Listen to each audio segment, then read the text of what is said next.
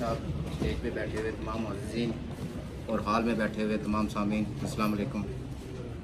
आज का जो हमारा टॉपिक है डायस्पोरा का रोल और कश्मीरी और कश्मीरियों के इस डायस्पोरा का रोल क्या है मसला कश्मीर में।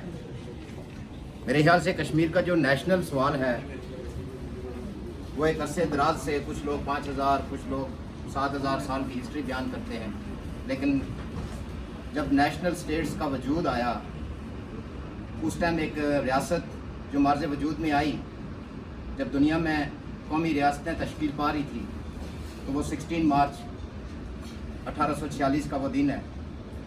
इसके अलावा हमारे पास कोई दिन नहीं है जिसे हम 85-86 हज़ार मुरबा मील की रियासत का क्लेम कर सकें, लेकिन ये एक नेशनल सवाल है। उसके अलावा यानी जब रियासत मुत्तहिद होगी तो उसकी खारजा पॉलिसी क्या होगी, दाखिली पॉलिसी क्या होगी, पासपोर्ट क्या होगा, करेंसी क्या होगी, पड़ोसियों के साथ तल्लुकात किस बेस पे होंगे, ये एक अलग चीज़ है। लेकिन इस रियासत को हासिल करने से पहले जो डायस्पोरा का रोल है, जो आवाम के जो हुकूक हैं, जो फौरी मसाइल हैं, वो बहुत ज़्यादा ज़रूरी हैं। हमारे पास जो हम जिस खित्ते से ताल्लुक़ रखते हैं, पाकिस्तानी ऑक्युपाइड कश्मीर से, या जो पाकिस्तान के ज़ेर इंतज़ाम या ज़ेर कब्ज़ा जो इलाके हैं, रियासत जम्मू कश्मीर के हिस्से, गिलगित बल्तिस्तान या सोकल्ड आज़ाद कश्मीर, वहाँ के लोगों के मसाइल क्या हैं, वो सबसे ज़्यादा ज़रूरी हैं। हम डायस्पोरा में रह के तो उन लोगों के उन बुनियादी हुकूक के लिए जो आवाज़ उठा सकते हैं, जो उनके फौरी मसाइल हैं, अगर वो हल हों, उनके बुनियादी हुकूक मिलें, तो फिर नेशनल सवाल की तरफ या नेशनलिटी की तरफ आया जा सकता है, या कश्मीर के नुक्ता इत्तेहाद या कश्मीर को यूनाइट कैसे किया जा सकता है, फिर उस चीज़ पे आया जा सकता है। लेकिन हमारे चूँकि बुनियादी रोज़गार के मसाइल हैं, तालीम के मसाइल हैं, सेहत के मसाइल हैं, इंफ्रास्ट्रक्चर के मसाइल हैं, हमें आज तक उन पर बात करने की भी इजाज़त नहीं है। और जब हम पाकिस्तानी ऑक्युपाइड कश्मीर में या पाकिस्तान के जो हालात आप इस तब्दीली के बाद देख रहे हैं, आए रोज़ वहाँ पे नए से नए ऐसे कवानीन लाए जा रहे हैं जो इंसान की ज़ुबान बंदी कर रहे हैं। कल परसों भी जो बिल मंजूर हुआ है उसमें आप देख सकते हैं कि अगर कोई इंसान अपने हक़ की बात करता है तो उसके ऊपर 5-5 साल की कैद लगाई जा रही है। और जो हुक्मरान इस टाइम इक़्तिदार में बैठे हैं, चाहे वो मुज़फ़्फ़राबाद में हों या चाहे इस्लामाबाद में हों, वो जितने झूठ बोलें, वो जितने प्रोपोगंडा करें, वो लोगों से एक मुनाफिकाना पॉलिसी इख्तियार करके इक़्तिदार में भी आए, लेकिन अगर वो कुछ भी करें उनके ऊपर वो कानून इम्प्लीमेंट नहीं होंगे। अगर कोई आम इंसान आवाम अपने हक़ की बात करे, दाल रोटी की बात करे, अपनी तालीम की, अपनी हेल्थ की बात करे, तो उसके ऊपर वो सारे कवानीन इम्प्लीमेंट हो जाते हैं। इस्लाम भी खतरे में आ जाता है, रियासत का वजूद भी खतरे में आ जाता है। और ये एक नाकाम रियासत की पॉलिसी है। नाकाम रियासत ऐसी ही होती है जिसमें एक सवाल उठाने पे, बुनियादी हक़ की बात करने पे रियासत खतरे में पड़ जाती है। तो हमें ये सोचना है कि रियासत पाकिस्तान हक़ खुद इरादियत की हमायत करती है, लेकिन हक़ खुद इरादियत कौन सी है। कल परसों सलीम साफ़ी साहब के प्रोग्राम में जिरगा में जो वफाकी मिनिस्टर हैं अली अमीन गंडापुर साहब, जब उनसे सवाल पूछा गया कि आपका रोल क्या है, तो उन्होंने कहा कि मेरा ताल्लुक़ आज़ाद कश्मीर तक है, श्रीनगर या बाकी जो कश्मीर के मसाइल हैं वो खारजा अमूर के ज़िम्मे हैं, वो खारजा पॉलिसी के हैं। तो यानी आप इस बात को देखें कि जो हमारे साथ मुनाफ़क़त इख्तियार की गई है पाकिस्तान की तरफ से, रियासत पाकिस्तान की तरफ से, और वो ये है कि हमारे पर ऐसे लोग बैठाए गए हैं जिन्हें अपने जो कलम उनके पास है, जो वजारत उनके पास है, उसका ही नहीं पता, उनको बात करने की तहजीब नहीं पता कि वो क्या कर सकते। वो मसला कश्मीर को, हमारे मसले को दुनिया के सामने पेश करेंगे और वो हल होगा। हम मुज़फ़्फ़राबाद में बैठ के या इस्लामाबाद में बैठ के 5 अगस्त के वाक़े के बाद अब 3 साल गुजर गए हैं। अब ये देखें कि हमारे उस मसले में जो हमारा कफ़ील है, जो हमारा वकील है, जो हमारा तर्जमान है, उसकी क्या पॉलिसी हैं, उसने क्या इक़दाम किए हैं। उसके बाद भी अगर ये हम उम्मीद रखते हैं कि पाकिस्तान हमें आज़ादी दिलवाएगा तो हम बहुत बड़े बेवकूफ़ होंगे।